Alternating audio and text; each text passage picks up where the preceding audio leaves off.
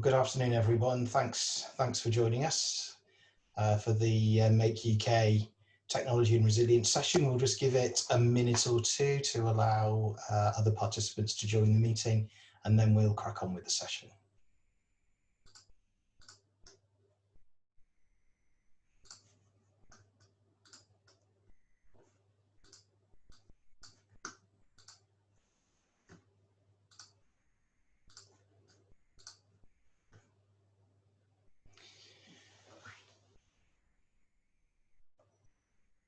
Right, well, good afternoon, everybody. It's a couple of minutes past 2, so I think we will start the session. One or two people will join us, I'm sure, as we go along. My name's Tim Figures from Make UK, and I'm delighted to welcome both my colleagues from the South and Wales, and also three great Make UK members who are going to be talking to you in a little while about technology and resilience and how they have used technology to help them improve resilience during the current crisis. Just a couple of housekeeping points first, though, before we get on with the full session. Firstly, hopefully you can see my slides there. What we're hoping to do today is to explain the links between technology, particularly digital manufacturing technology and resilience, to share best practice from Make UK members, manufacturers across the South and Wales who are doing this already, talk to you a little bit about our Make It Smart campaign. Hopefully all of that will inspire you to take action in your own businesses, and also to signpost sources of help and support that you might need in order to deal with next steps. Now, this session is being recorded. I hope that is okay with you, because we'd like to make it available on YouTube later in order to let those who weren't able to join us this afternoon hear and benefit from the session. So just to alert you to that. Now, after I speak, we've got three Make UK members who are going to talk to you about their own experiences. Oliver Conger from Rototherm Group in Port Talbot in South Wales, Marc Funnell from the National Composites Centre in Bristol, and Troy Barratt, Managing Director of BAMUK Group UK. They've all got different takes on technology and resilience, and I'm sure what they've got to say will be really, really interesting. But this is an interactive session, and we'd really like you to give us your questions.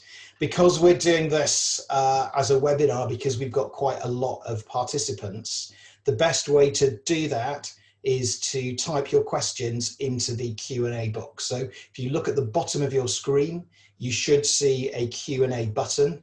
If you press that, then a box will appear, and at any time when any of us are talking, if you've got a question, please type it into that box.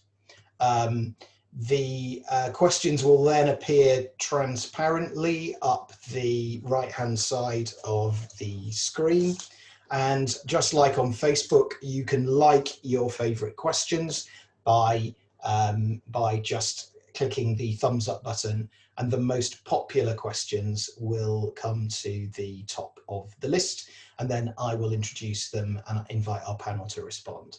So I hope that's okay. If you've anything else, not a question, you want to communicate with me or the panelists about, use the chat function. But if it's a question, please use the Q&A box, and we will deal with that. So I'd just like to talk to you a little bit now about Make UK's Make It Smart campaign, of which this event is a part. It's one of our priorities for 2020, and we'd decided on it as a priority even before the COVID pandemic came along. And that's because we wanted to explain how adopting digital manufacturing technology could improve both productivity and quality. And what the COVID crisis has done is given us an additional benefit of investing in digital, which is resilience. And that's what our speakers are particularly going to talk to you about today. There are three parts to our campaign. First of all, we are working to improve the regional support networks and services that manufacturing SMEs rely on in many parts of the country in order to help you down this journey. So about a month ago, we published a policy paper with 15 recommendations to government and to regional authorities on how that could be done better. We're holding best practice events through the year, like this one this afternoon. We've done 2 similar events for the Midlands and East and for the North of England last week. And what we're also doing is updating our evidence base, making sure that we've got the latest information about the uptake of digital in manufacturing so that we can make sure we're helping you in the best possible way. So our Innovation Monitor survey is currently open. It's going to be open for about another week. And we would be very, very grateful if you could take maybe 15, 20 minutes after this session to go online and fill the survey out. We will circulate a link to everyone who's registered for today's event. And if you are able just to give us your responses to those questions, that would help enormously. And we'd really, really appreciate your help with that. So before we go into the speaker sessions, just was keen to get your thoughts on a couple of interesting questions. So hopefully you can now see in front of you a voting screen and be really keen to get your responses. So the first question, which is really, really interesting one, do you think that digital manufacturers are more resilient than non-digital ones? If you'd gone down the road of digitalization, do you think that will have stood you in better stead during the current crisis, for example, than if you hadn't made investments in digitalization? And then looking at a range of technologies, including 5 that we tend to look at, robotics, additive manufacturing, that's 3D printing, the industrial Internet of Things, so connecting your machines together to gather data, virtual and augmented reality, artificial intelligence and machine learning, and then back office systems, things like finance, HR, and so forth. Which of those, which 3 off that list do you think can make the greatest contribution to improving resilience? So if you haven't voted, please could you vote now, and I will close the poll in about 15 seconds. This is really, really interesting just to get a sense of what you think here, and in particular, which technologies do you think particularly help with resilience? If you've not voted, don't be shy. It's anonymous. Yes, climate change resilience is definitely part of broader resilience, absolutely.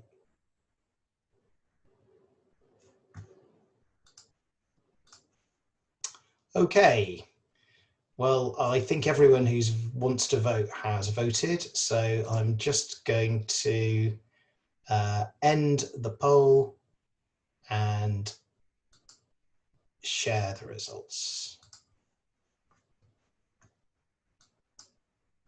Yeah, thank you. Hopefully everybody got that. It should have appeared as a pop-up on your screen. I think if you're using, you know, like an iPhone app, it doesn't always appear, unfortunately, but anyone joining us by a laptop or computer should have been able to see that. So there you go. Here are the results. Firstly, very pleased to say that 100% of those who voted felt that digital manufacturers are more resilient than non-digital ones. It won't surprise you to know that we agree with that statement.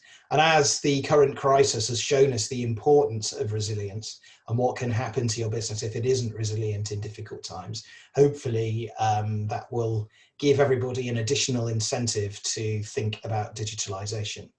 And then you can see there the technologies that people have voted. Interesting to see the industrial Internet of Things there. And you know what is particularly interesting is how few of you have put additive manufacturing, 3D printing. That's similar to what people said in the other events that we did last week in other parts of the country. But as I will go on to show you in just a moment, I'm not actually sure that that's right, because we've seen 3D printing make a real contribution actually to resilience over the last months. So I'm just going to stop sharing now. Thank you very much indeed for your votes, and go back to my slides.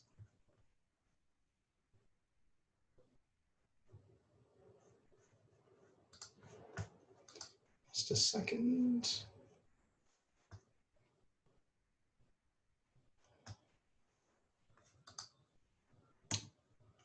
All right.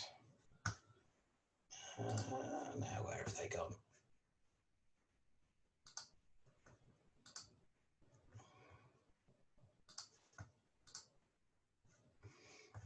So,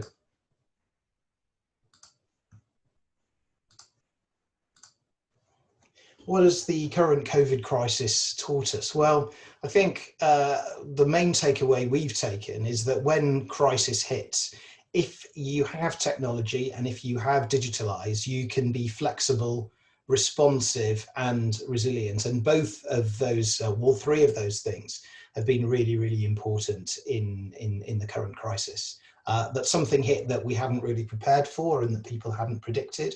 That meant manufacturing had to respond very quickly to new demands or changed demands of supply. Some of the products were literally life and death, such as ventilators. And it was really important that when manufacturing changed, it did so in a resilient way. And let's just look at how the UK ventilator challenge, that was the arrangement that the government set up with manufacturing to deliver critical medical devices to the NHS. Let's just look at how that actually unfolded in practice. On the face of it, it looked pretty difficult because the established routes of supply of these critical products were not available. But people moved very quickly to establish production in the UK. They used collaborative design tools, including augmented and virtual reality, in order to work collaboratively on designing products, even though people couldn't be in the same room as they normally would be to make the design work, and also get regulatory approval. And then when it actually came to manufacturing the devices, there were logistical challenges. Components that you'd normally import from China weren't available because of supply chain disruptions. And we turned to 3D printing, additive manufacturing, to make those critical components here in the UK so that we could crack on and get these devices made, even though traditional supply chains had been disrupted. And that's why I think we've seen 3D printing very much coming to the fore recently, and why it's slightly surprising to see that scoring relatively low on the poll of technologies that we just had. But remote monitoring, remote working and collaboration is essential if you're trying to bring people together, design things, get regulatory approvals, and sell when we can't travel around the place and all be in the same room at the same time. And if you have online sales and if your back office functions are in the cloud, then they can continue, and there isn't the need to have the disruption of shops being closed or transport being disrupted.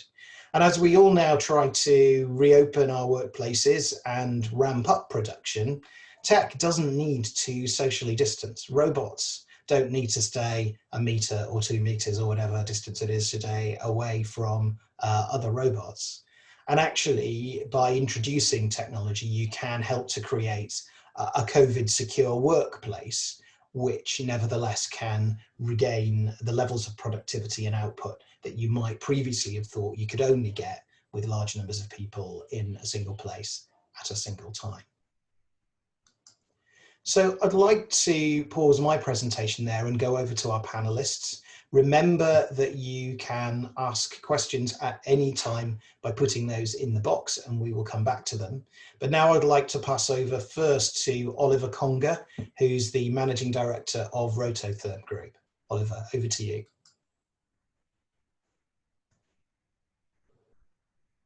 Oliver, I think you need to unmute yourself. Thanks, Tim. I'll just share my screen.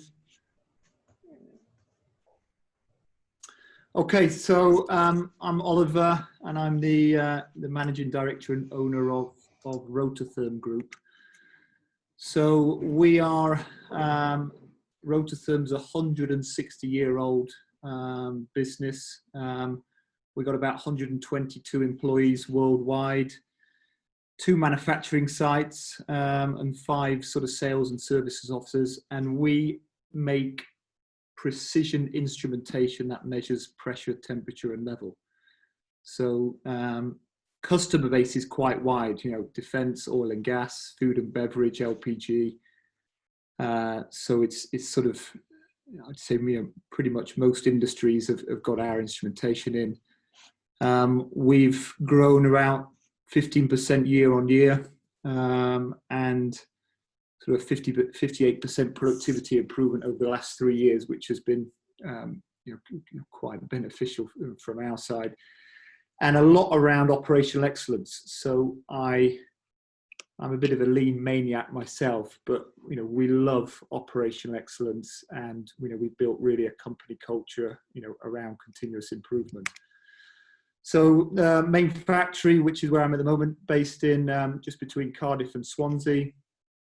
And today, just on digitalization, I'm going to talk. I've been to many you know, seminars on digitalization. I'm going to talk about it from a product point of view, as opposed to what we're doing in our factory. So when we looked at this, you know, sort of a couple of years ago, I'd say in detail, we sort of say, you know, where do we start with it all? And we took an analysis actually of our products, and this is actually, I took this from one of the slides we had, you know, initially put together a couple of years ago. So from a pros, you know, we've got, you know, very high quality, very highly durable products, exceptional accuracy in comparison with others, you know, high level of certification. British engineering looked upon as a positive, and you know, very minimal maintenance requirement. You know, great stuff. You know, high fives all round. On the cons, though, you know, we were complex to install, very complex to commission. You know, you required engineers to install and commission our products. No telemetry functionality, and to be honest, pretty challenging to support. So, how could technology, you know, help us? So we started to look, you know, what do the customers want? You know, where are customers taking us? So, you know, by 2020, this is something we looked at a couple of years ago from Salesforce. By 2020, customer experience will overtake price and product as your key differentiator. So that service, that experience you receive is going to be absolutely critical. And then I think something that probably many of us have seen, you know, information is like the oil of the 21st century, and the analytics behind that is like the combustion engine. So we went about it, we said, right, okay, well, we supply to so many different markets. Where do we start? So we started to look at our various different markets that we work within, which would be ripe for digitalizing some of our products. And one area we saw quite a high interest was in the LPG market. So you may have seen in the UK, you know, there's Calagas and Flowgas. You might see some of their tanks outside the petrol stations. And there was quite a positive report about tank monitoring. So we supply a level monitoring product that sits on tanks, the bottom and base of a tank that can measure the level within inside a LPG tank. So we said, okay, this is probably a good place to start. And we decided to go for the approach of develop something in-house. You know, there's lots of things that are on the shelf that are very good, but again, from our continuous improvement mindset we have at Rototherm, we said, right, we want to control this. We want to learn what to do. So we needed to get the right people on board, because, you know, we weren't, you know, we had a lot of mechanical and electronic engineers. We didn't have software engineers, firmware engineers. So we needed to bring those into the business to help support this. And we started to get together as a team and create a sense of urgency. That's what we wanted to work towards. So we started putting different designs together. We started trying out things. We communicated. We got our regional officers over in the US and Ireland and Singapore involved, and started to put something together that would work. And what we came out with was our remote tank monitoring solution for LPG. So as you can see that at the bottom, the physical product, which I'm showing you, the hardware, that's already existed. You know, we were selling that already in the marketplace. We developed a telemetry system and we built our own portal in the cloud that would then be able to take that customer data and give it to them on their own phone or on their own laptop. And then from that, well, what are the benefits? Well, we were able to change our revenue platform. So we could then start charging per day, per instrument that we got working in the field. So this would start to provide us now a stable, reliable revenue platform. You know, we were able to lock in customers. You know, same as I guess, you know, if you're on Apple Music or you're on Dropbox, you know, once you start getting yourselves into it, you get locked in. But on the other side, you know, high service levels are required to keep the customers. So you know, the customers are very, very demanding, 24/7 support. It's quite easy to bolt on additional services. So we started off measuring level. Well, customers started saying, well, actually, can you tell us what the pressure is of the tank? Can you tell us what the temperature is? You know, sure, you can have that. And by the way, it's an extra X pence per month to have that information. And like compound interest, you know, as you get more and more on, you know, your revenue increases more and more each month and each year. So we put this together. We went after the marketplace. So here's an example of one of the customers, large customers we have in Mexico, you know, Hypergas.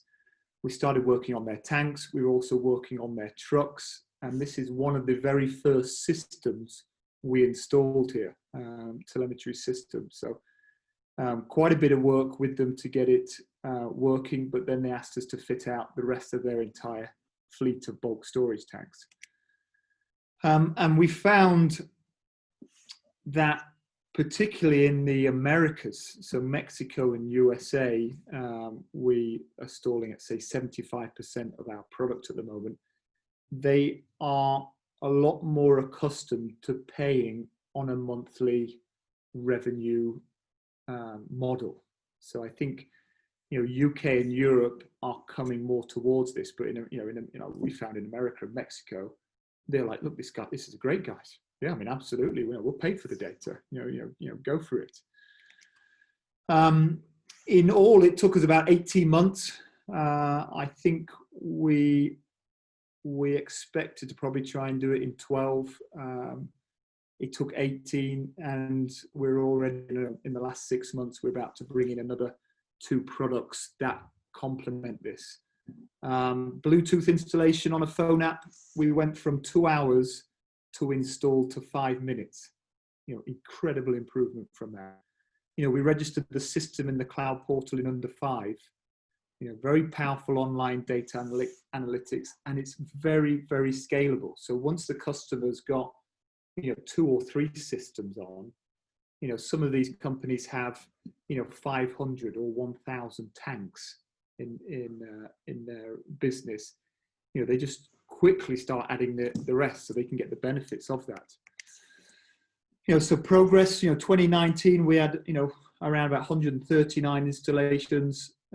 Today, we've got 654 installed, you know, as of today. We saw quite a large increase actually during the lockdown. So customers weren't able to visit site, weren't able to go and see their tanks as easily as before. So they started ordering more equipment, so they could easily visualize the inventory. And we're forecasting, you know, into the thousands for next year from what the demand is showing us with it, you know, with the customers. It's a tomorrow's business. So we are, you know, 170-year-old business. You know, got a lot of history there. We've moved into an area that is new. Data monitoring business is a service business. So we've had to adapt. We've learned an incredible amount, and we're still learning an incredible amount. You know, people don't want an answer tomorrow or the day after. You know, if one of their tanks goes down, they expect to reply in minutes. So we've had to bring in a team that are able to provide instant answers. We've got to be available on the weekends. We've got to be available on the holidays during Christmas. So this has been something we've had to adapt to, and we're continuously learning from. What's our vision for the future? So we're aiming to be a global standard for remote tank monitoring for LPG bulk storage. So that's our vision. That's what we're working towards. And just summarizing, just three points here. Industry 4.0, don't just think about adapting your factory. There is huge opportunities within the factory, and certainly we are doing a lot there, but I think there is a huge opportunity. What can you do with your products, with your customers, with your markets, that actually can bring in this different revenue stream? And I think, as we've probably all seen over the last 3 months, getting a stable and reliable revenue stream is actually very, very important. During the lockdown, we didn't see any change at all in our revenue stream from our monitoring. So actually what we saw is actually we managed to get some increases by installing more. And from our side, we knew nothing about remote monitoring. We knew absolutely nothing. 2 years ago, zero. So we went about, we can learn, and that was the way we just said, right, let's learn about this. What can we do? And I got to say, it has been an enjoyable experience. We've been fortunate that we've been able to create a new revenue stream, a new business line for us. But you've got to start somewhere. That's the important part of it. So that's a quick overview. Thank you for listening, and I guess we'll go through into the questions. Thank you very much indeed, Oliver. That is a fascinating presentation, and I think I'm sure people will want to come back to this. But your point about revenue resilience is a really, really important one that I've heard other people mention. That where you've moved from a traditional model to a service-based model, as you described there, you're much more resilient against fluctuations in demand.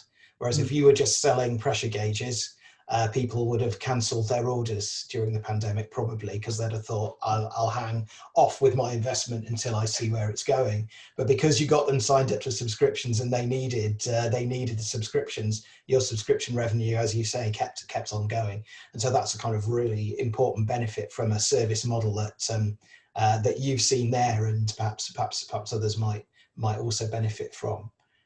Now I can see some questions are coming through. That's great. I'm going to carry on with the other two speakers, but if you have questions for Oliver, pop them in the Q&A box and we'll come back in about 10-15 minutes and he will be able to answer them. So don't be shy, put your questions in the box. So I'm now going to go to Marc Funnell, and Marc is from the National Composites Centre. Marc, over to you. Thanks, Tim. Can everyone hear me? Yeah. Okay, let me see if I can share my slide back.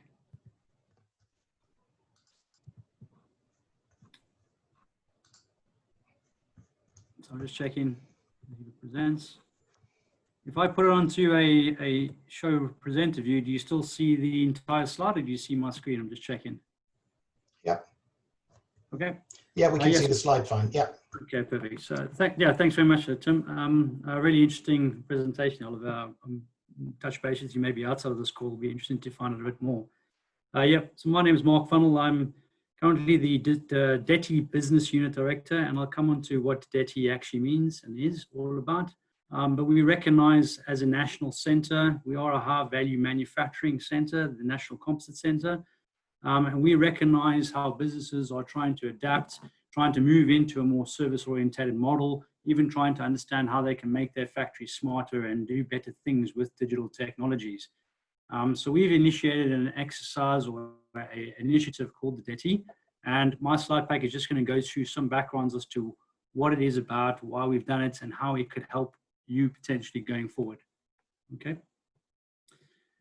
So what we see really coming forward is this idea of resilience, and this call is really focused on what resilience could do for your businesses and what it means. But everything we're going to talk about around the DETI is focused on how to make your businesses more resilient, especially during the COVID and post-COVID situations. It's demonstrating to us that we need to operate in a very different way. And I think we need to be realistic that the normal ways of working are not going to be what we see today or what we had in the past. There will be changed in some way in the future. We're not fully going to go back to what we were looking like before. Another key thing for us on the horizon is the net zero legislation, and in particular, the sustainability that is associated to it. These are brand new product requirements. So if we look forward to what these large products of the future, airlines, turbines for the energy sector, electric cars, anything that relates in the mobility sector, we're going to need to demonstrate net zero. And this is quite a fundamental change to the requirements of what those products may need to look and feel like. There's a lot of talk, and we know that digital technologies are here. We've talked around the 5 on this call today: AI, machine learning, VR, AR. All these technologies are in fact here, and they've been here for a while. The question is, how many of us are actually adopting these? These are great opportunities for us to get involved in and use. And we see a small number of industries actually picking them up and running with them with a lot of success. But on the other side, we really only see a small number. And we're wondering why that is, and how we as an entity can actually help industry take those first tentative steps towards really going digital and looking at what these service solutions of the future may offer them. And our opportunity is here. We have a number of national programs being launched. The ISCF challenges have been around. The Made Smarter campaign is there. We have the Department for Digital Commerce, Media and Sport, DCMS, who's putting out major calls nationally for people to capitalize on and collaborate to try and take the first steps with digital technologies, because as we indicated, those companies that can adopt digital are going to be more resilient, and we should see a benefit improvement post the COVID sort of era, essentially, or initiative. Yeah? So we look at it at engineering as a whole. It's not particularly manufacturing. Engineering is the design, the manufacturing, and also the product as it looks in service and operates in service. So these things will all evolve, and the technologies are here, they're increasing, and they'll continue to increase. But what we're noting is that some of the people, and especially the culture in businesses, is struggling to keep up, and our business processes are quite outdated. So a lot of our focus and attention will be around how do we go about looking at the people, the culture as part of the digital transformation, and demonstrating what people could do in architect going forward. Okay. The requirements from resilience and net zero, as I talked about, are really going to be there, and we need to be able to engineer the way we do our engineering and start to adopt digital as best we can. This will answer questions like, well, how the heck do I go about doing this in the first place? What is my relevant data? How do I get access to it? What value is there? What is the return on investment for some of these digital assets that people keep telling me I need to use? All these things are questions that we see are sort of failure to launch kind of statements. Technology and companies don't really mix, the digital technology companies are not really mixing as well as they should. And these opportunities are sort of falling by the wayside in a lot of instances. So the DETI initiative itself is here to sort of help community, or help the industrial community sort of take those first tentative steps. We are a research, innovation, and a skills initiative. It is a 2-year program. We're launching here in July, so basically next month. It's £10 million as a whole, which is part industry and part funded by the West of England Combined Authority, WECA, and it will help to look forward and help industry and the future generations of engineers really look to tackle these resilience requirements and product requirements of the future. Okay. The DETI is actually a consortium of research technology organizations and universities, essentially. So it's trying to bring together the strength that we have in the Southwest. We have a large number of CDTs, Centers for Doctoral Training, which are housed at our 3 key universities: the University of West of England, the University of Bristol, the University of Bath. We would like to expand out into University of Cardiff and other areas into Wales. And we also have 3 key RTOs, the National Composites Centre, clearly, the Centre for Modelling and Simulation, and the Digital Catapult. And together, this is the launch partnership. What we're trying to do is bring these partners together in a consortium, capitalizing on the strength that we have within those partnerships and using those to demonstrate to industry how we can actually support you and collaborate with you to take those first steps. So what is DETI actually going to offer you? So we have at the NCC industrial scale equipment. We have a factory. We also have highly skilled engineers who have been there working solutions around additive, around composites, around metallics, around whichever technology you want, looking at the service models, looking at IoT, looking at how we would digitize the equipment that we already have. We will offer, therefore, this industrial testbed going forward for people to come and explore how to actually implement digital solutions, how to architect these things.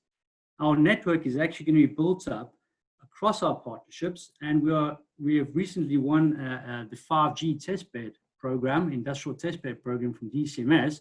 So a lot of our infrastructure on the back end, the highly connected infrastructure that requires us to get access to data, is going to be built off 5G. And we'll also be exploiting a lot of the quantum solutions and quantum key distribution sort of cyber technologies that you have heard about. What we're here to do is showcase to you what the industrial testbed may look like, so you can potentially replicate it and show you potentially what not to do rather than what to do actually. Because, you know, failing fast is really something that we need to do. And it's okay to fail on the digital journey. It's a lesson that we learned and lessons that we learn, and we just need to capitalize on them and just keep going forward. And you can come to the DETI and exploit and de-risk that on our industrial testbed. We'll also be able to help you look at how we've utilized digital tools. We'll provide a number of proof of concepts and proof of values, which will show to you what a servitization model may look like, what a smart factory might look like, what a smart product might look like. We can help you in how you would use advanced engineering capabilities, virtualization in the design of your products. And the key thing here is we want to then demonstrate how to get access to data and how that data can actually help you create new products. How does data inform design, both data from the factory, so designing, not designing for manufacture anymore, it's designing from the intelligence that you get from the data. So both data on the manufacturing, but also data that comes from your in-service of your products, essentially. Okay, and bringing all that information back to be able to create diverse and new products for the future. At the core of it, however, we note that in the transformation, it's really about the people. And the DETI itself is an initiative that will look to build a comprehensive skills program, really looking to upskill and build this capability within the workforce, not just the current workforce, but it'll also explore what we need to do with STEM and early schools activities, going into the higher education facilities and the universities, and also offering solutions that will upskill your existing workforce. So we will look across the entire landscape of workforce development and start to build that program in parallel to helping you understand how to exploit digital within your businesses. And if you want to bring technology to the table, help to springboard your technology onto proof of concepts within our facilities. Okay, and I can stop there. I think this was just questions. Yeah. Is that okay, Tim? That's great, Mark. Thank you very much. So if you've got questions about all of that, and so that's a really good example of the sort of help that's available in one part of England. If you want to go down this journey, then please do pop them in the box, and we'll come back in about 10 minutes or so, and you'll have the opportunity for Mark to answer your questions. But finally, in terms of our speakers, I'm really pleased to welcome Troy Barratt from BAMUK Group UK. Troy has a really interesting story to tell about how he has deployed robotics in particular in his business to improve resilience. So Troy, over to you. Great, thanks Tim. I'll share my screen here. There we go. What I'd like to do is go through a specific example of how we've now purchased our first robotic welding cell. And in this presentation, I'll cover, let's get the slide going, a brief overview of what we purchased, as well as our journey to deciding why we wanted to buy a robot, how we were going to do it, and then I'll close with why it's so critical for contracts engineering in particular, and manufacturing as a whole, to focus on this parts of the fourth industrial revolution, as well as the need to retrain our staff and some roles that the government can play in helping make this happen. Before I dive into the presentation, I'll give a quick introduction to contracts engineering, which is one of the businesses that we own at BAMUK Group. Contracts engineering, we're a contract manufacturing company.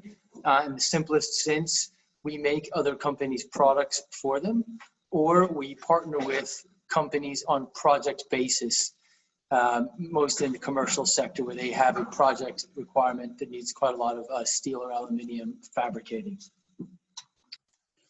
So a quick view going right into our robot.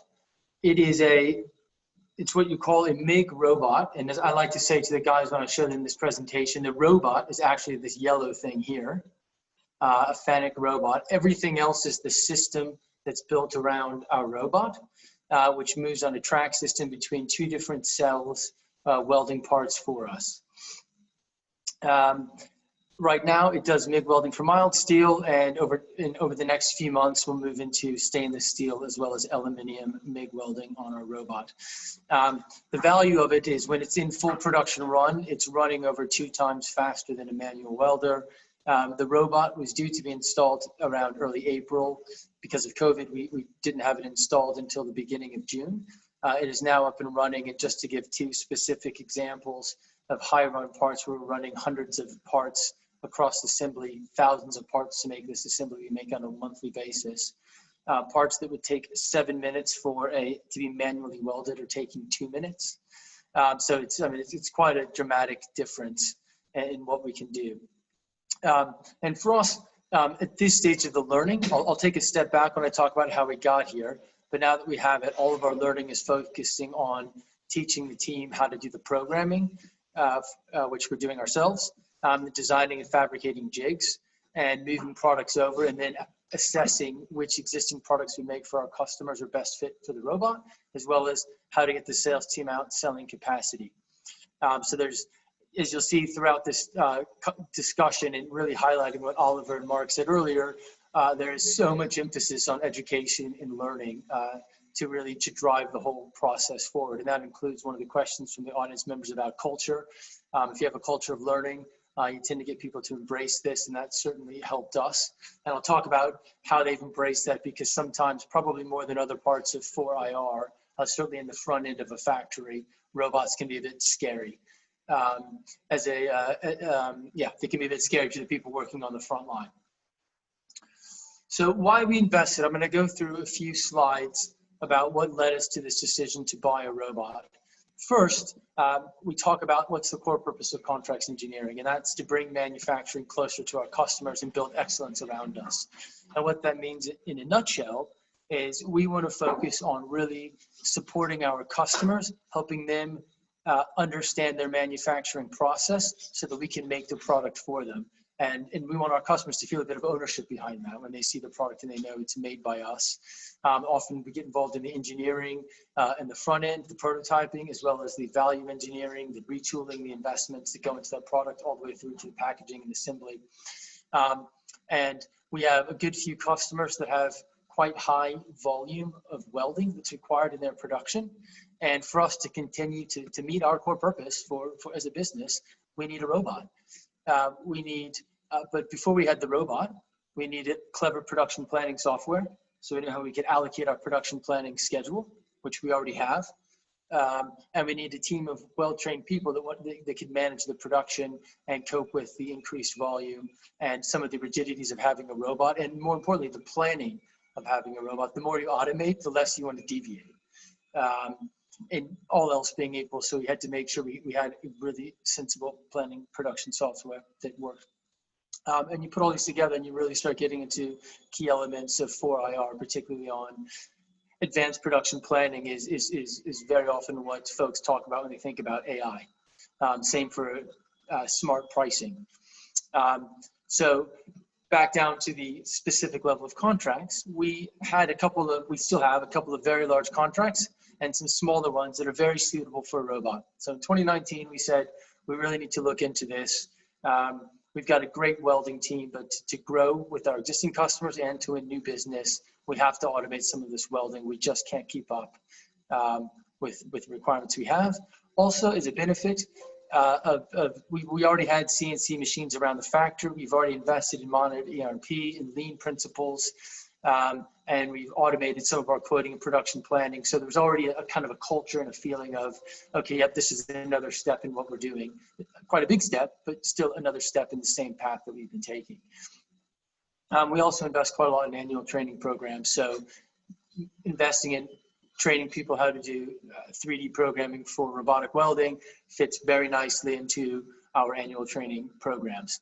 So having the culture of being proactive from everyone in the organization, embracing learning and sort of the enjoyment of moving forward with interesting technologies and business practices really helped us say, yeah, I think we've got the right ingredients to move forward with the robot. And I really emphasize this slide because I've had a few other discussions where there is a real focus on culture. And if the culture isn't there, there can be quite a lot of pushback. Because I'll tell you, it's the guys on the factory floor who are programming the robot. So what did we do? We did lots of homework. This slide is to emphasize what we did at the senior level. Our ops director visited 5 different systems suppliers. This is everything from the Fennec robots that we bought, Panasonic robots, ABB robots, etc. And we visited 3 factories that used robots over the course of 2019. And the thing on the right, I hid all the numbers just for confidentiality reasons, but we did our good financial analysis to look at payback periods, IRRs, or internal rate of returns, and net present value to say, can we justify this investment? So there was quite a rigorous diligence that went into buying the robot. And then finally, very importantly, the financial terms had to work out, which they did. And we took a bit of a leap of faith in knowing that with the existing work we had, we could more or less justify the robot at a decent extent. And we have excess capacity to sell as we run 2 shifts, 5 days a week. So the factory's running about 18 hours a day. So we have enough, about half of that capacity pre-sold, which was enough to justify the investment. We're training 2 fabricators to move out of bays and into programming, so they're being upskilled. And then we're going to train 2 semi-skilled people to have another skill in terms of running the robot. They'll be doing the things, as you can imagine, the little technical checks, small errors and adjustments, but really running the machine. And then we'll have 2 people again who really understand it at a much deeper level. We received a small government grant to help make the numbers work. What I would emphasize there is that, it was appreciated, but it certainly didn't justify or support the investment in any material way. But again, it was appreciated. So where we're headed now, the way we view it is automation is fundamental to volume manufacturing.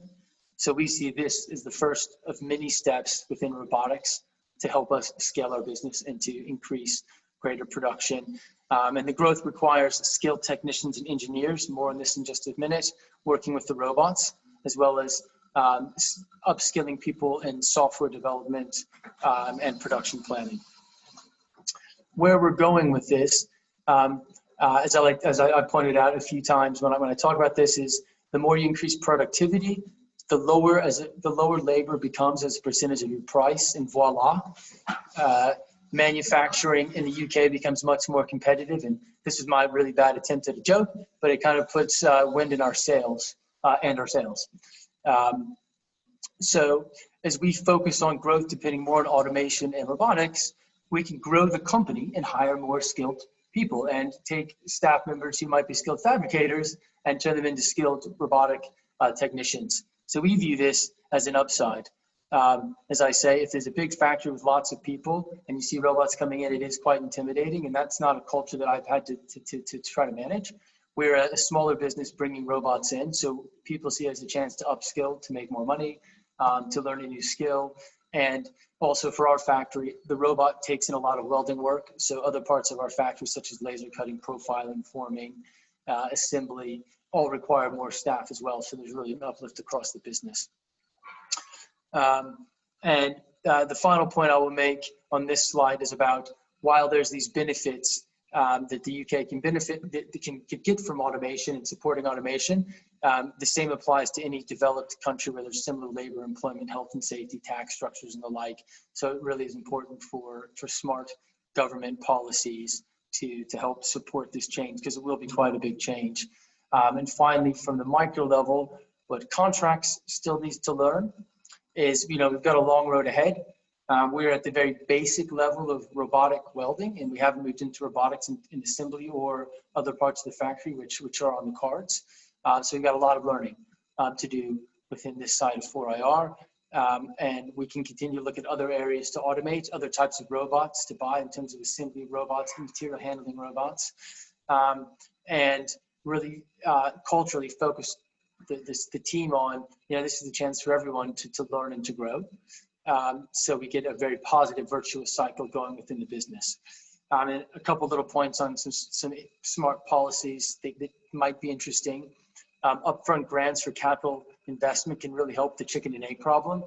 You want to invest in automation, but you don't have enough sales, and you can't have the sales till you have the automation.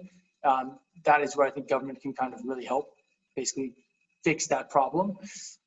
Also, something that could be interesting is, I know within manufacturing, and the Make UK has been a very, very great proponent of this. The R&D tax credit program is hugely beneficial to manufacturing. Why not do something similar in training? What I can say is training people to run robots is very expensive, and it takes a long time. So that sort of program can really help encourage companies to invest and speed up that process. Because the way I view it is the reshoring is happening, and the shrinking of supply chains is happening, but it doesn't mean it's going to happen in the UK. And then finally, because there's been talks of taxing robots, please don't tax automation. It'll be killed before it has a chance, and it'll just move elsewhere. And with that, that is our journey to buying our very first robot. Thank you, Tim. Troy, thank you very much indeed. That's a great story, and you've raised a lot of really, really interesting points that I'm sure we'll come to during the course of the discussion. But now it's time for the panel to respond to your questions. Thank you for the questions. I see they're coming in, but if you've anything else that you would like to ask Oliver, Mark or Troy or me, then please do put the questions in the Q&A box. And now we've got about 25 minutes or so to go through those. So Troy, I know you talked a lot about culture, and this is something that often comes up in these sessions. But Oliver, you've spoken about how you bought, and I visited your factory in Ptolba and seen the journey you've been on. You bought a very, very traditional, but if you don't mind me saying, at the point you bought it, probably underperforming company, and you've really turned it around through culture change. How have you actually gone and done that? Because it's been really, really impressive. Yeah, for us, I mean, I'd mirror what Troy said. I think the basis for all of this was our culture. 100%. If we didn't have that, we wouldn't be able to do it. So it took us a lot. I mean, this is a big, this is a story in itself, but I mean, changing the culture, I mean, it was an absolute wreck when we turned up, bits everywhere, very challenging culture. And we tried to turn it around, and I'd say it failed miserably, to be perfectly honest. Tried a number of times. I mean, I couldn't have done more things wrong. And again, there was learned as a leader, and I think the turning point for us, we turned to something called 2-second lean. So if anyone's ever heard about a guy called Paul Akers, absolutely bonkers, but I quite like people who are a bit bonkers, and he just does it differently. So that he just turned it on his head. He made improving be fun. That was a great thing, and he boiled it down to just go and fix what bugs you. And we allowed all of our people every day, we said, first half an hour, just go fix whatever bugging you. If it's the door handle not working, whether it's your table's wrong, you haven't got a chair or whatever it is, you go do it, crack on. And then, and then we'd twice a week, we get the whole entire site and the rest of the businesses dial in, and we have a 20-minute, it's a sort of 2-second lean meeting, we call it, but We share everybody's videos of them improving. Every single department puts a video together every week of what improvements they've made in the company.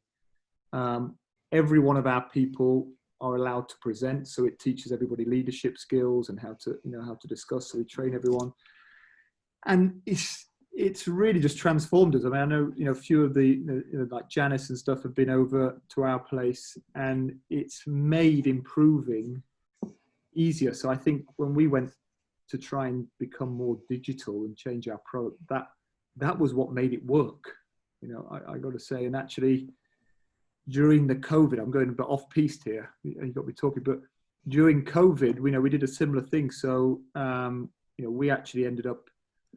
We know some people down the NHS, so we actually started producing some PPE, and we were the first company in the UK to get the approved face shield, BSI certified. The guys turned it around in a week, and we've recently recruited 175 more people into the business just on that product line. So that all comes back down to culture. So what Troy's saying, we couldn't have done any of this, and I think it's not something you can change overnight. I made every mistake you could make, and got the scars to do it, but we just kept learning. We just kept trying. We kept learning, and what we're achieving now is all down to the people. And I think that's we are blessed to have so many amazing people. They with the biggest problems, they turn around it. Again, like a lot of people get scared with automation, and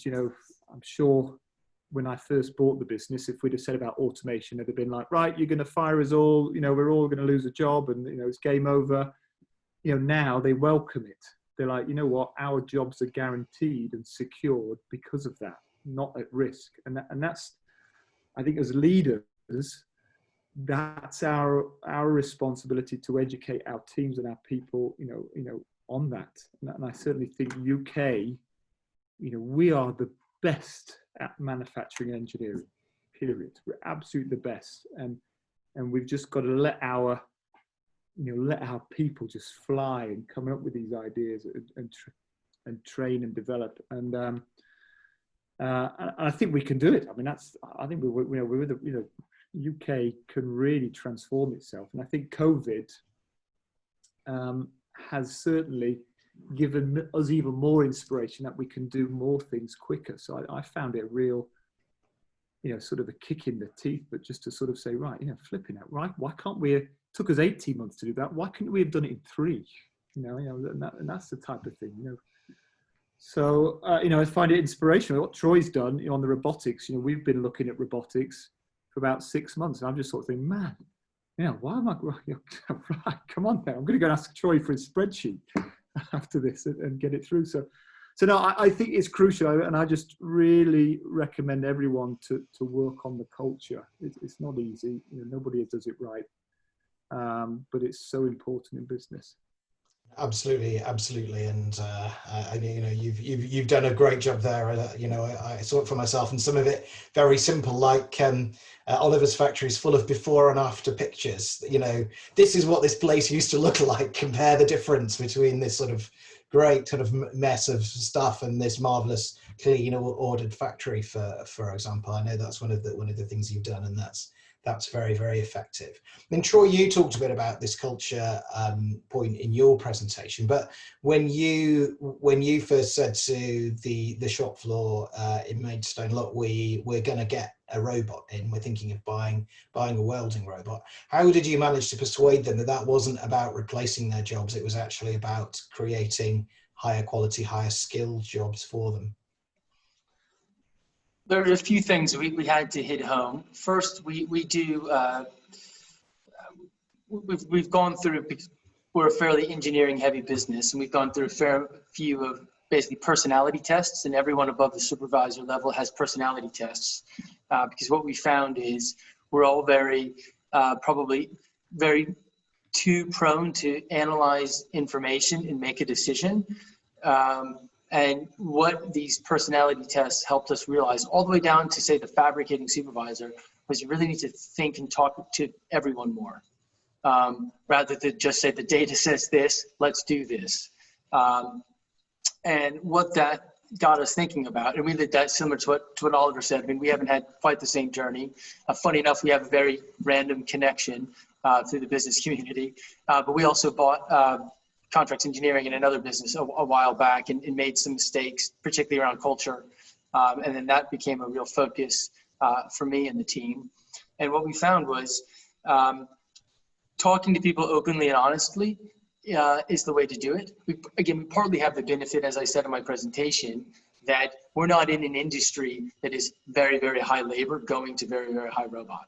So we don't have the risk of lots of people going away. If we had a factory of 1,000 people and we wanted to put in 200 robots and take out 500 people, that's a very challenging conversation. Fortunately, I don't have to have that. So our conversation is very straightforward and open about where we're taking the business and getting people comfortable through trust and explanation that what the robots do is help us grow our company. From the joking side of, aren't you tired of doing the same weld over and over and over again? Wouldn't you like to be upskilled? To the serious conversations around, I put a lot of time with our sales guys into months ago saying, we need to find different welding and different requirements and start building our pipeline of customers now so that we can show the folks in the welding base who are concerned. You mostly do these products that are going to go to robots. Say, look, guys, we take this seriously. We're already finding customers that we're going to move you into. We're going to upskill you. And we've had a few training sessions where we bring in local welding companies to teach more advanced welding techniques to people. So I think there's just been that real commitment to people to say, from the beginning, it's coming. I mean, a year before it was here, we told people it was coming. And we made sure people talked about it. And we talked about it in company all hands. Because I think the outcome is going to be the same. And by letting people know that it was on its way, and we could talk to people in an open way. And someone in a fabricator says, hey, I've been welding for 2 years. I'm just off my apprenticeship. What happens to my job? Because I'm not skilled enough yet. You know, I need that person to be comfortable enough to say it rather than just quit or get very concerned. And they are. So we say, look, we'll upskill you. Or do you want to learn a machine? And I think that's been enormously important and almost counterintuitive, because there honestly were a few people in the company who said, let's just do a lot of work and not tell anyone. They didn't quite say it like that, but there was definitely a sense of, when should we tell people? Should we put it off? Can we do it at the next meeting? Can we give it a few more months? Can we do a few more visits? And I very much said, guys, we have to be open about this from the beginning, because basically robots scare people. In fact, one of the guys here wanted to name the robot Skynet. If anyone remembers Terminator. So there's, half joking aside, people were sort of very concerned about what this means. So we just said very early on, let's just be open. Absolutely. No, I think that's really, really, really good advice.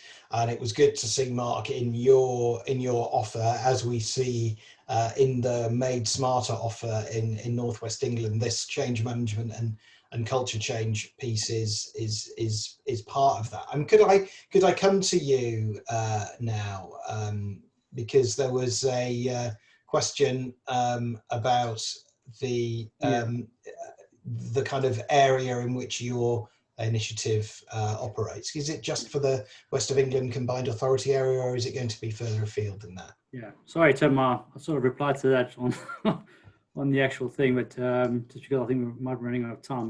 Right, I see. Absolutely not. You know, the DETI itself as an initiative, while it's positioned regionally, it has a national sort of reach, and we already are engaging with a number of people outside of the WECA region itself. You know, for us, it's a launch platform at this stage, and we'll expand as we go forward. So, you know, anyone from the UK, if they want to engage, we're an open door. We have to learn and fail fast, essentially, for you, so you don't have to make those mistakes yourselves, essentially. Good, thank you very much. That's very good to know. And what we will do is circulate after this meeting an email around to everyone who attended with contact details about the various people who've spoken today, and also where you can get advice and assistance, including from Mark and his colleagues. So next question is from Saeed Zahedi, who says, has not COVID accelerated the need for industrial Internet of Things, the industrial Internet of Things, the customization of devices and maximizing their use and effectiveness? Oliver, is that something you've thought about? You talked about digital products, but also that you were looking at improving digitalization in your factory. Is that something that might work for you? Yeah, I think very much so. We've actually signed off a quite a large investment program on automation. That is, we've had the first machines delivered about 2 weeks ago. So we, I mean, from my side, I think it is, you know, we can all say it's a challenging economic environment at the moment. Nobody knows where it's going to go, but, you know, we're preparing ourselves that, you know, come end of the year, we're going to be in the strongest position possible, you know, and that's not, it's not easy. You know, we don't have, you know, endless bank accounts of money. So, you know, some of the decisions, but we sort of said, look, you know, we want to try and see the opportunities and try and put ourselves in the strongest position to succeed. So that's taken some brave investment decisions on our side, you know, with our directors.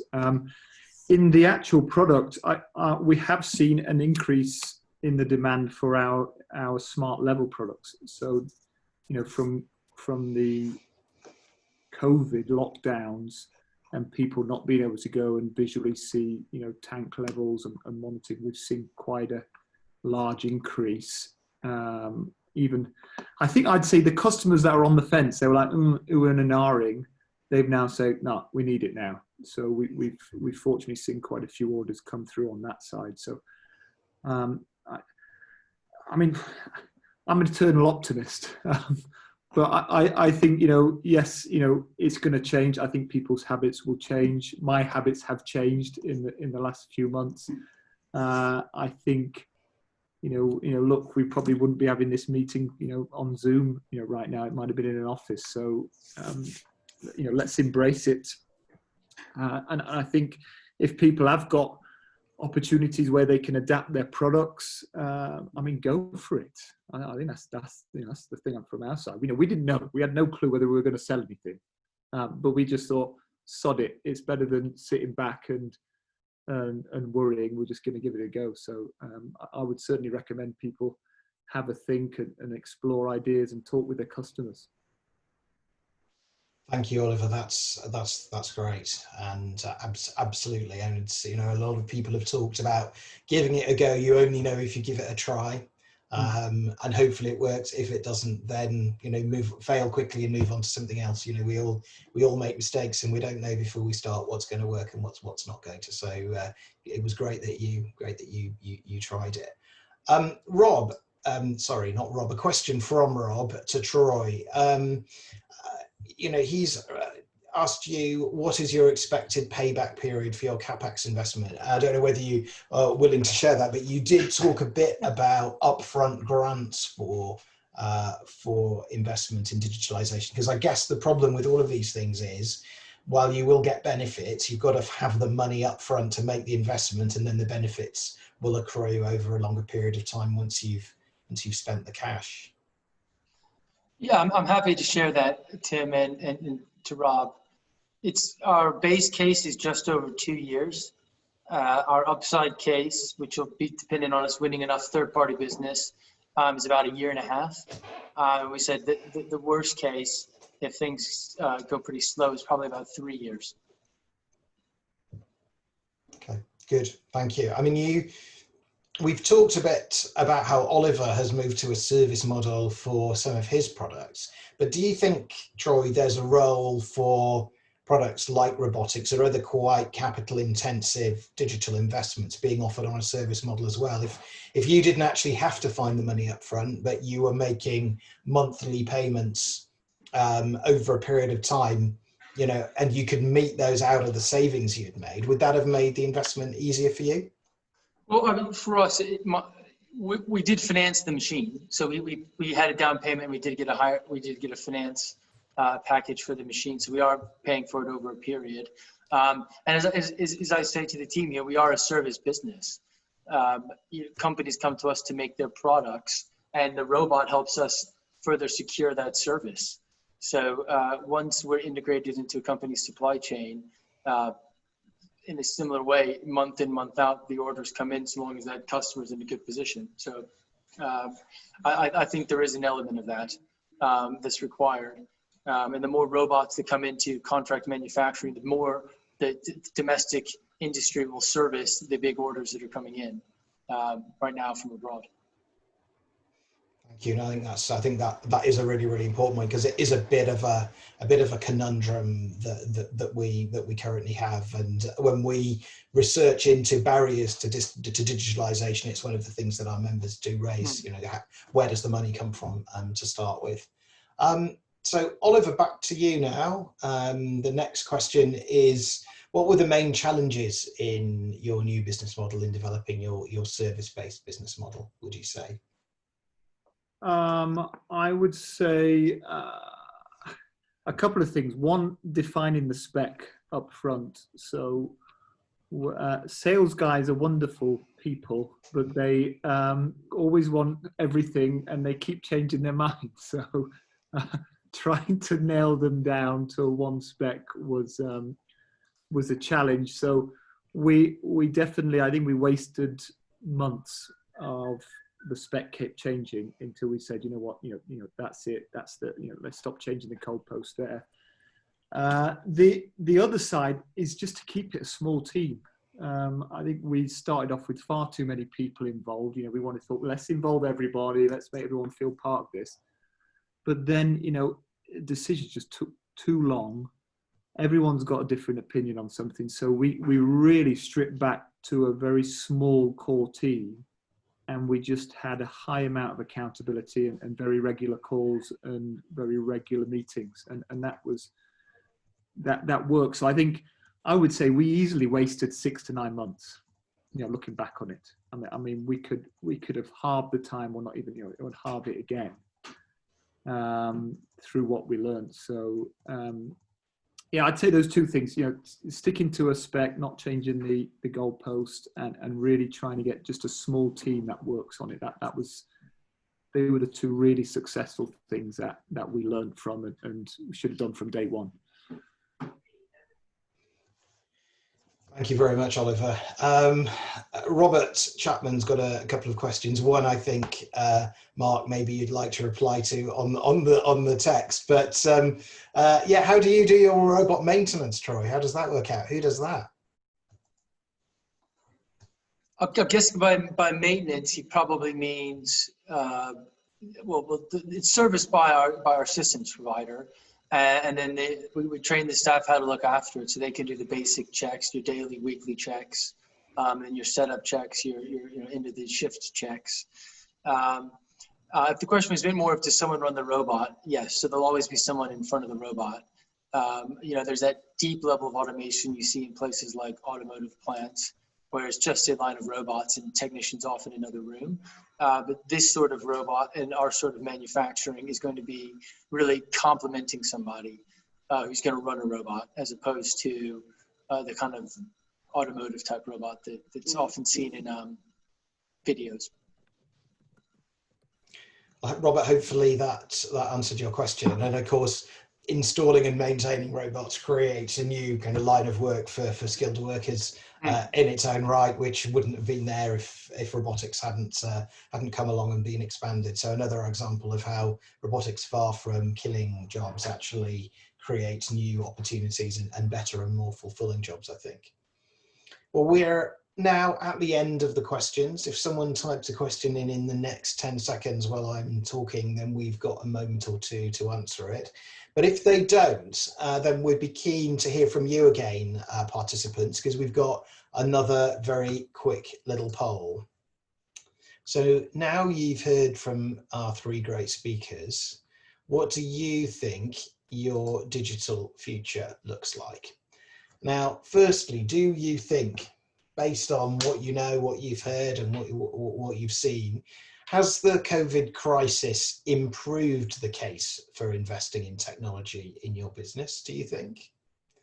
Secondly, you've heard the speakers talk a lot about skills and how important they are to getting the most out of new technology. There's not really a lot of point making a big investment if it then sits in the corner or is only partially used because you don't have the skills and knowledge to get the most out of it. Do you think you've got those in your business now, or do you think help's going to be needed with that? And thirdly, do you know where you can find advice and support to help you on your digital journey? Because this isn't something that most people can do on their own. You've heard particularly from Oliver and Troy about the learning they did, the skills they had to acquire, the mistakes they made along the way, and the help that was available to them when they reached out for it. And that's available to other people as well. But do you know where to find it? So if you haven't voted, please could you vote now? Just give you another few seconds just to cast your votes. They're coming in thick and fast now. So if you haven't voted, now's your opportunity. Don't be shy, it's anonymous, by the way, the poll. There's no way I can find out who voted what way. We just like to see the overall responses. Okay, so hopefully you can see those results. And the first one, not surprised, but that is really, really interesting. And that's a common outcome with the other events we've done in other parts of the country talking about this topic, really, that here it's absolutely decisive. Elsewhere, it was pretty overwhelming that the current crisis in a way produces an opportunity for those of us interested and caring about industrial digitalization, because it gives you an extra reason to make the case for investing in technology in your business, I guess principally around this issue of resilience. You feel there's a very big issue there around skills. We'll need to reflect on that, and Make UK is doing campaigning work around digital skills. But nearly 3/4 of you feel that you don't have the skills and knowledge you need to get the most out of new technology. But 2/3 of you feel that you do know where to find advice and support to help you on your journey. And that includes, of course, advice on how you can access the skills, how you can get training, how, as Marc was explaining, you could perhaps engage with the high value manufacturing catapult or a university or a research institution like that to give you access to the skills and equipment you need while you're still in the trial phase of digitalization, so that you can do that without taking on too much expenditure and risk yourself. All of those options are available. So thank you very much for that. That's an extremely interesting poll. And we'll gather all of that evidence together. And thank you for your thoughts on that. And don't forget to fill out our Make UK Innovation Monitor survey, which has got more questions on these themes. So just to conclude,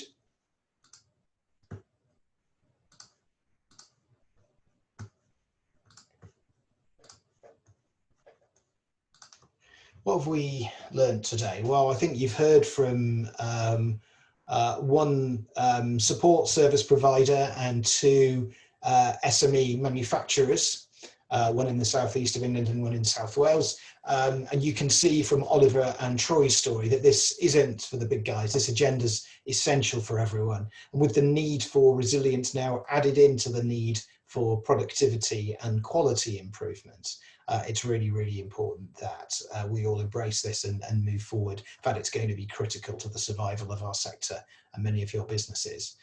Don't worry, because support is available. And you've heard an example of support that's around in one part of this, this region. And we'll send out more details as follow-up to this session. But please, can you help us at Make UK to help you, our members? There are a number of things where it would be really, really great to have your support. Firstly, I'm going to mention the Innovation Monitor again. This is the first time we've asked these questions for a couple of years now. So please do take the time. It'll only be about 15 minutes to fill that out. And the more information we've got from you about where you are on your digital journey, what works well, what doesn't work well, what barriers you'd like us to address, the better we can help you take this forward over the coming years. Secondly, please do work with regional partners like Marc to make this a priority for them. Some parts of the country, including the southwest of England, are thinking about expanding the Manufacturing Made Smarter SME adoption pilot, which is currently only available in northwest England. That's something we at Make UK are really, really supportive of, and we do hope that happens. Thirdly, you've heard two great examples of best practice from Make UK members today, but if there are things you're doing or you come across that you'd like us to talk about and you'd like to share with other people, please do let us know, because we're always on the lookout for people who can inspire other members with their stories, like Oliver and Troy have done today. And finally, and most importantly, please do keep connected with our regional teams. So Jim and Stephen in the south of England and Janice in Wales. Please do keep connected with them.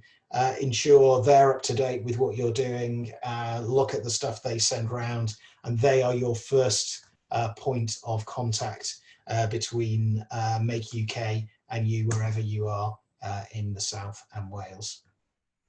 So thank you very much indeed for coming to the session today. I don't see any other questions right now. So I'd just like to pass to Jim and then Janice, if you'd like as well, on behalf of the Welsh members, just to say a few words. So Jim. Thank you, Tim. Yeah, first, thank you so much for chairing today, Tim. A really, really good session. Troy, Oliver, Marc, super presentations, really valuable. Some fantastic insights. So, genuinely, we all really do value that input, because without your efforts today wouldn't have happened. What were the key things I took away from it? I heard lots about people and skills and how important those issues and elements are. Culture and leadership was another area that I took away as being very, very important. And then there was a message about utilizing relevant kit. So it isn't just about the new shiny toy. It's actually deciding on an innovation or a piece of technology that's right for you and your business. And I think there was that piece around targeted support. So actually, Troy mentioned the fact that, the support you got wasn't the thing that actually would have catalyzed and started the process, but actually was helpful and useful.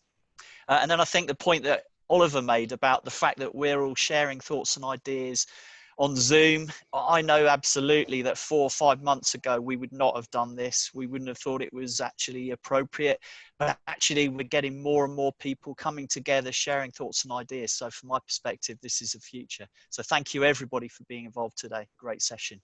Janice, over to you. Yeah, I just echo what Jim said. Thanks to everyone today. There are lots of manufacturers out there making great strides in the world of digitization and future-proofing with using digital technologies, and we need to share the experiences and the lessons learned. Make UK are well placed to support you in this. So wherever you are on your journey, please reach out to one of the team, and if there's anything we can do to support or help you, then that's what we're here for. Thank you very much, Jim. Thank you, Janice. And thank you to everybody who joined us this afternoon. As I say, we will be sending around more details and follow up, and the session will be on YouTube in a day or two, so you can watch it back if there's anything you missed. But particular thanks to Oliver, Marc and Troy for giving up the time to speak to us this afternoon and sharing their stories. Thank you very much indeed. Thanks.